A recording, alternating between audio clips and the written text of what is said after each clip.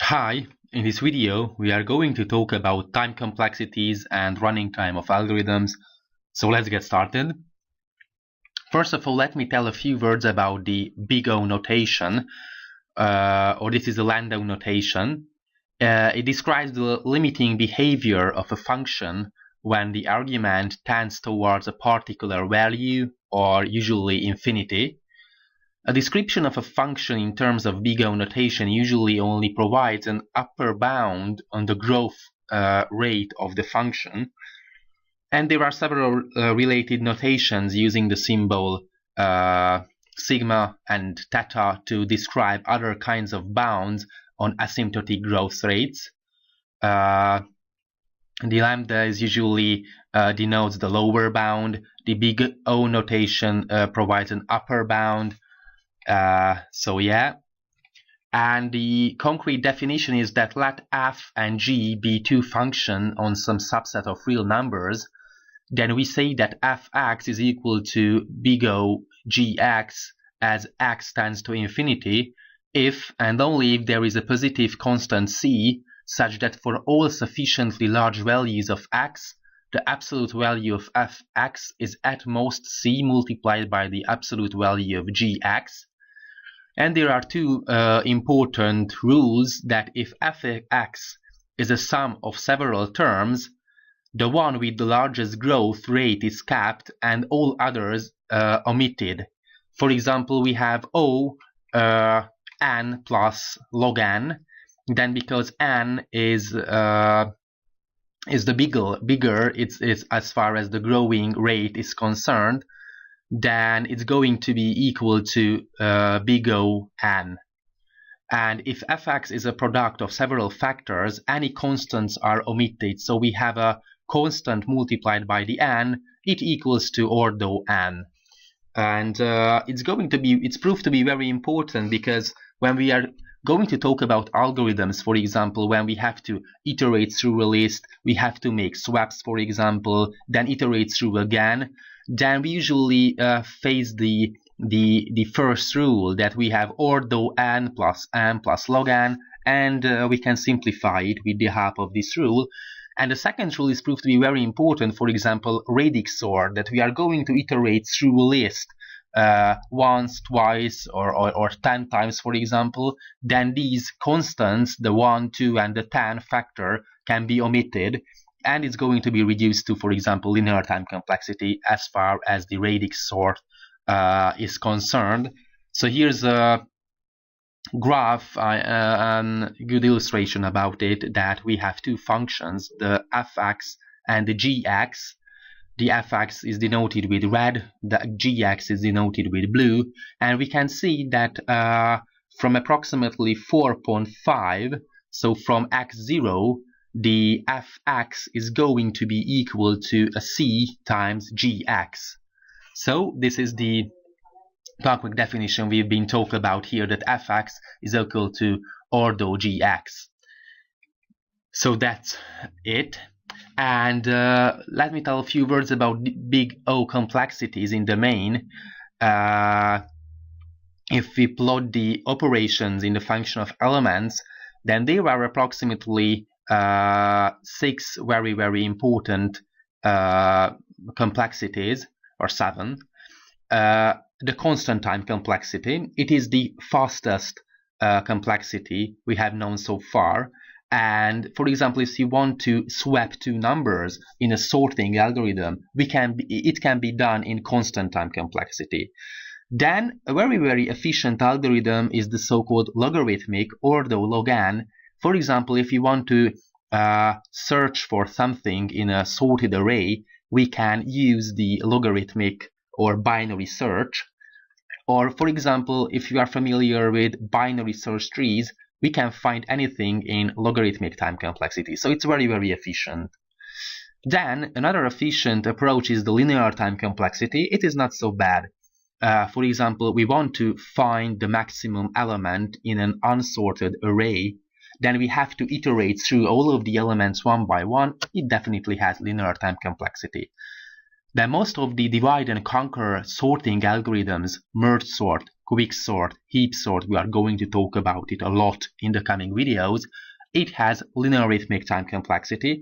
It's not that efficient as linear time complexity, but it's much better than quadratic or exponential algorithms. The next one is the quadratic. For example, bubble sort has a quadratic time complexity, although n squared. Then exponential is definitely not efficient, and factorial is the worst case scenario. So yeah, here are some examples. I've been talking about the swap two numbers, then the search in a sorted array with binary search, it has logarithmic time complexity. Then linear time complexity, we usually want to reduce most of the algorithms to linear time complexity or to logarithmic time complexity. With the help of, for example, hash map, constant time complexity can be achieved, but it's very hard to construct the hash function to be as precise to get the constant time complexity. And ternary search trees is a very good approach to solve problems in constant time, but usually logarithmic time complexity is very good as far as algorithm running times are concerned. So merge sort, quicksort, and heap sort has n log n linear arithmetic time complexity. Bubble sort has n squared. Then the traveling salesman problem with the help of dynamic programming, it has an exponential time complexity, 2 to the power of n. And the traveling salesman problem with brute force search has ordo n factorial. It's very bad. And usually for the last two, we need heuristics. And heuristics, we just want to find an approximate solution. These problems are very hard to solve exactly, and that's why we usually just want to find a good solution, an approximate solution. So we have to find some heuristic, and with the help of these so-called heuristics, we can find a solution in polynomial time. So n squared, n cubed, and so on. Anyways, if you are not familiar with traveling salesman problem, we are going to talk about it a lot in the coming videos.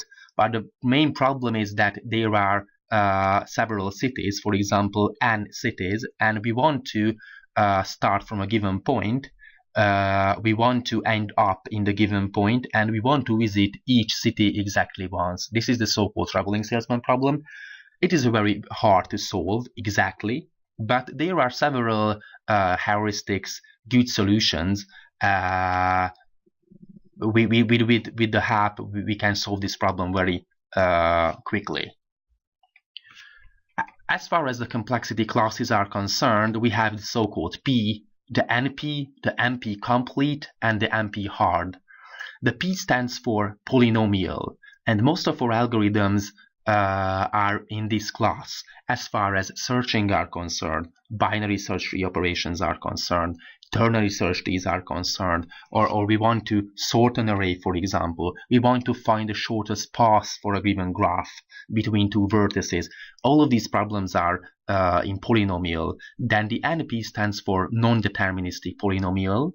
Then the most important problem is whether P is equal to MP or not. Then the MP complete and the MP hard is the hardest problems in the 21st century will be known. So let me tell a few words about both of them.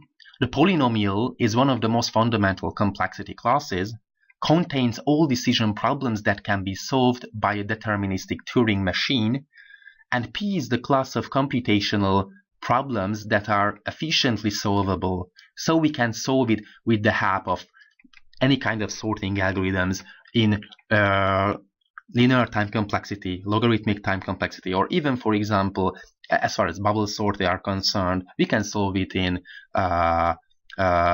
n squared time complexity, which is not so bad, not so efficient. We can do better, but it's definitely polynomial. So, for example, all sorting algorithms or finding the shortest path, finding the spanning trees are in this polynomial class. As far as non-deterministic polynomial class is concerned, if we have a solution to a problem, we can verify this solution in polynomial time. So we cannot solve the problem in polynomial time, but if we find a solution to the problem, we can verify it in polynomial time by a deterministic Turing machine. So for instance, where the answer is yes, we have efficiently verifiable proofs of the fact that the answer is indeed yes in polynomial time, quite fast. So the complexity class P is contained in NP, and the most important question, as I said earlier, whether N is equal to NP, is it true or not? So for example, non-deterministic polynomial problems are integer factorization. If you are familiar with encoding, most of the encoding we use is rely heavily on this NP problem that we are not able to factor an integer fast. So we don't have any good algorithms. If we find the solutions, it's very, very easy to verify the solution because we have to multiply the two numbers. It can be done in polynomial time, but if we don't know the answer, we are looking for the answer, it's very hard. And the RSA code, if you are familiar with these kinds of topics, then this typically relies on the NP hard problems.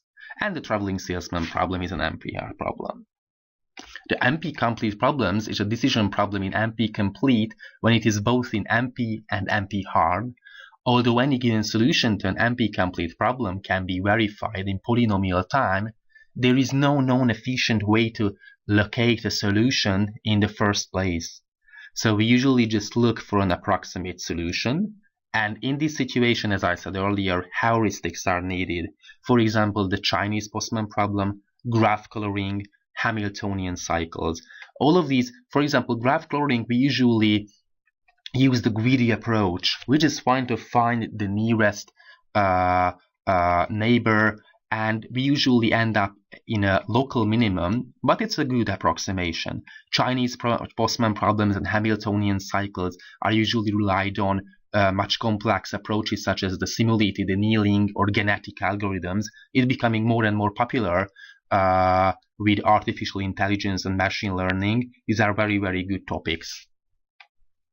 And the NP hard problems, this is a class of problems that are at least as hard as the hardest problems in NP. And a problem H is NP hard when every problem L in NP can be reduced in polynomial time to H.